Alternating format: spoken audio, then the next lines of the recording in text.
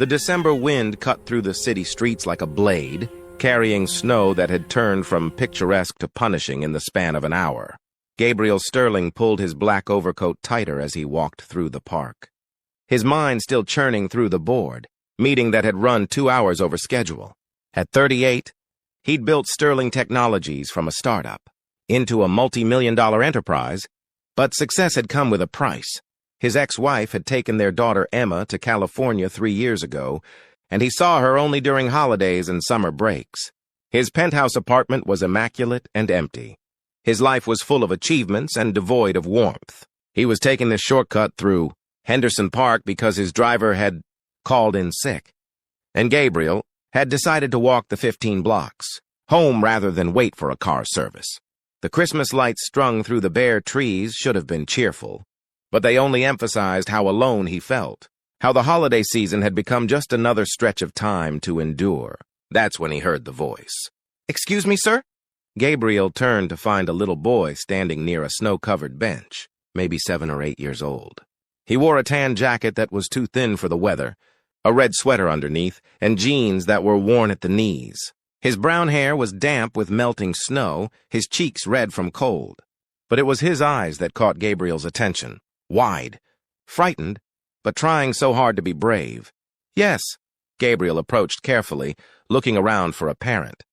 "Sir, my baby sister is freezing." The boy's voice cracked slightly. "I don't know what to do." That's when Gabriel noticed the bundle the child was holding. A baby, wrapped in what looked like a thin blanket, crying weakly. The infant couldn't have been more than a few months old. Her small face red and scrunched, her cries growing weaker, which Gabriel knew instinctively was a bad sign. "Where are your parents?" Gabriel asked, already pulling off his coat. "Mom left us here," the boy said, his brave facade crumbling. "She said she'd be right back, but that was a long time ago. Before it got dark. I tried to keep Sarah warm, but she won't stop crying. And now she's getting quiet. And I remember Mom saying that's bad. When babies get too quiet." "You're right, that is bad."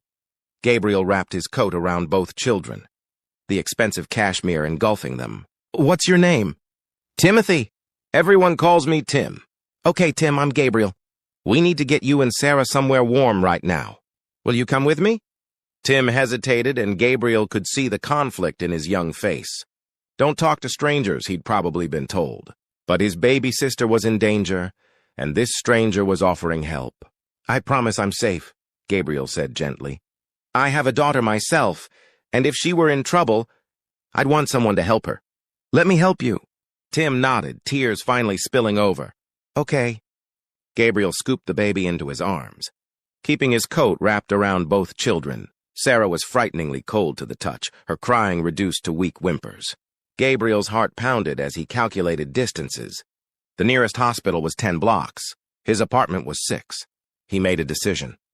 "We're going to my home first to warm you both up. Then I'm calling for medical help. Is that all right, Tim?" "Yes, sir." They moved quickly through the snowy streets, Gabriel's expensive shoes slipping on ice, his suit jacket inadequate against the cold, but he barely noticed. Tim walked beside him, one hand clutching Gabriel's sleeve, the other wiping at his tears. "How long were you out there?" Gabriel asked as they walked. "I don't know." "A long time. Mom said she needed to run an errand, that she'd be back in 10 minutes. But then it started snowing harder and it got dark and she didn't come back." Tim's voice was small. "Did she forget about us?" "I don't know," Gabriel said honestly, his mind already racing with implications. What kind of mother left a baby and young child on a park bench in December? Even if she'd meant to return quickly, even if some emergency had delayed her, where was she now? "But right now we're going to focus on getting you both safe and warm." Gabriel's building doorman, Marcus, did a double-take as they entered the lobby. "Mr. Sterling? Is everything all right?" "Call Dr. Richardson. Tell him it's an emergency. I need him at my apartment immediately." "Then call the police, non-emergency. Line and tell them I've found 2 children who were abandoned in Henderson Park." "Right away, sir."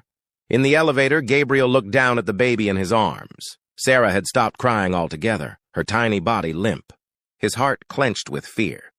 He'd taken a pediatric first aid course years ago when Emma was born, but that felt like another lifetime.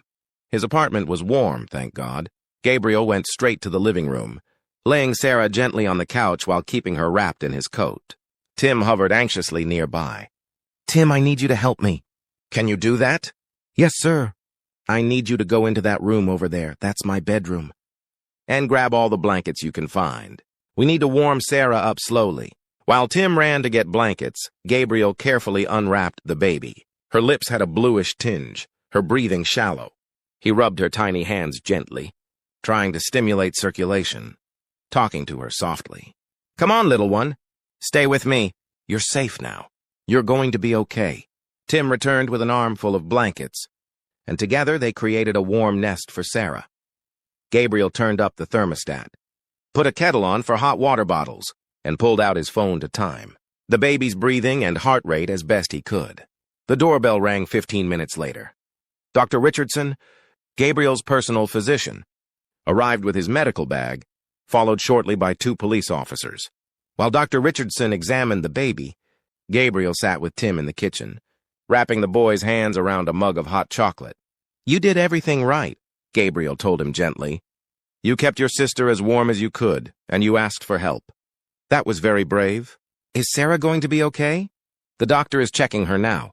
She's in good hands." One of the police officers, a woman named Detective Chen, pulled up a chair. "Tim, can you tell me what happened today?"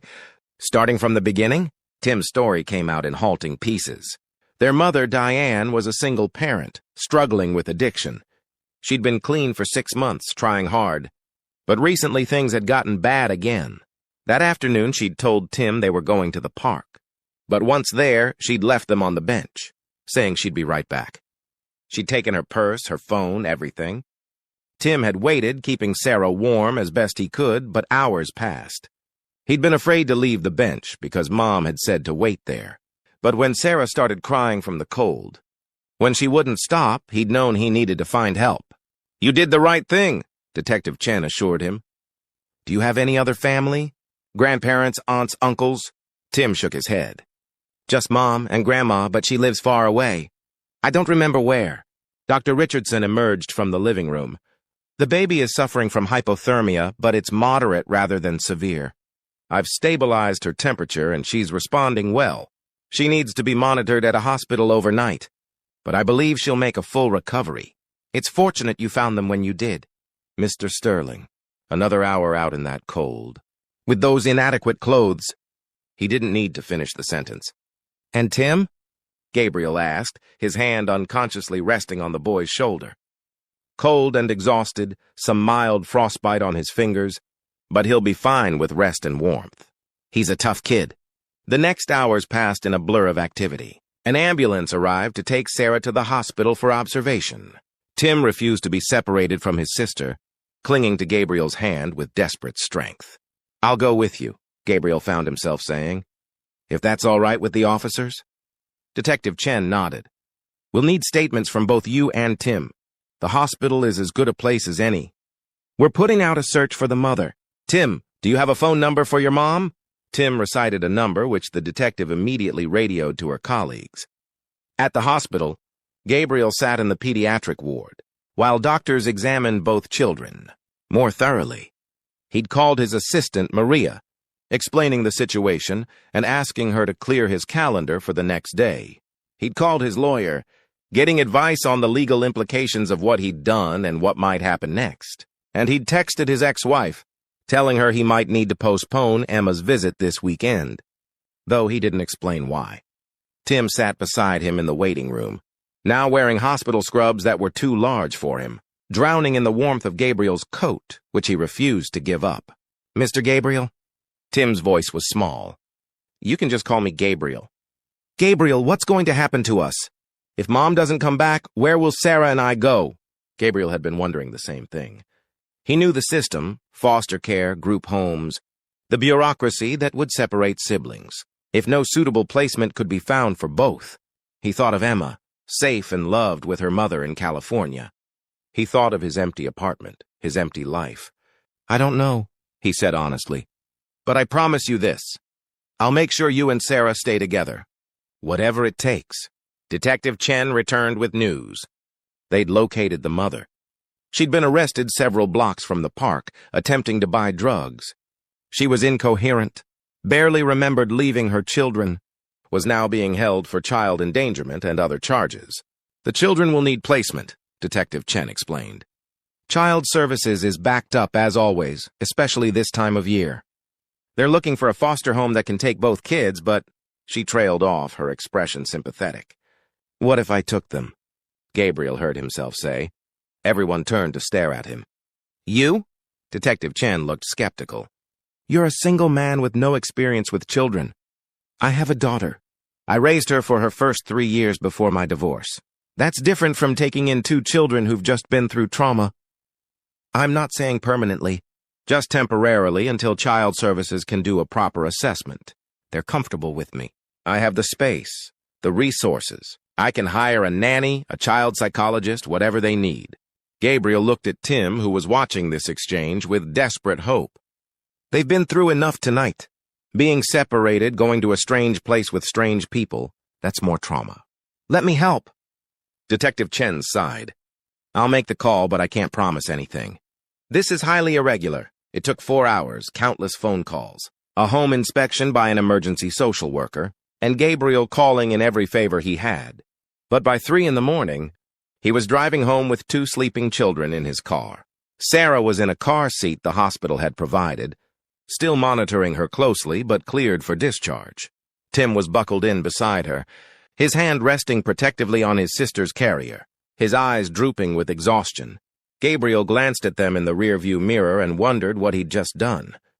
24 hours ago, his biggest concern had been a quarterly earnings report. Now he had 2 traumatized children in his care, no idea what he was doing, and a future that had suddenly become very complicated. Back at his apartment, Gabriel set up the guest room for Tim and created a makeshift nursery in his home, office for Sarah. He fed the baby a bottle while Tim watched anxiously, finally relaxing when Sarah drank hungrily and her color looked better. She's going to be okay, Gabriel assured Tim again. You saved her life, you know, by asking for help when you did. I was scared, Tim admitted. I thought maybe you'd be bad. Mom always said don't talk to strangers. But Sarah was so cold, and I didn't know what else to do. You made the right choice. I know your mom taught you about stranger danger, and that's important. But knowing when to break that rule in an emergency, that's important too. You're a brave kid, Tim. After getting both children settled, Gabriel collapsed on his couch around 5 a.m., his brain too wired to sleep. What had he done? He'd essentially become a foster parent, overnight to 2 children, who'd been through horrific trauma. He had no idea how to care for an infant. It had been 8 years since Emma was a baby. He knew nothing about dealing with a traumatized 7-year-old. He had a company to run, meetings scheduled, responsibilities. But when he'd looked at Tim's desperate face in the park, when he'd felt Sarah's cold little body, something had cracked open inside him. The protective instinct he'd thought had died with his divorce had roared back to life. These children needed help. He could provide it. The choice had felt inevitable. His phone rang at 7 a.m. Maria, his assistant. Please tell me the news articles I'm seeing about you aren't real. Did you really take in 2 abandoned children last night? How is that already in the news? Someone at the hospital posted on social media. It's everywhere. You're being called a hero, a guardian angel, all sorts of things. The PR team is going crazy. They want to know how to handle this. Tell them no comment, Gabriel said tiredly. This isn't a publicity stunt. It's just, I couldn't leave them. I know.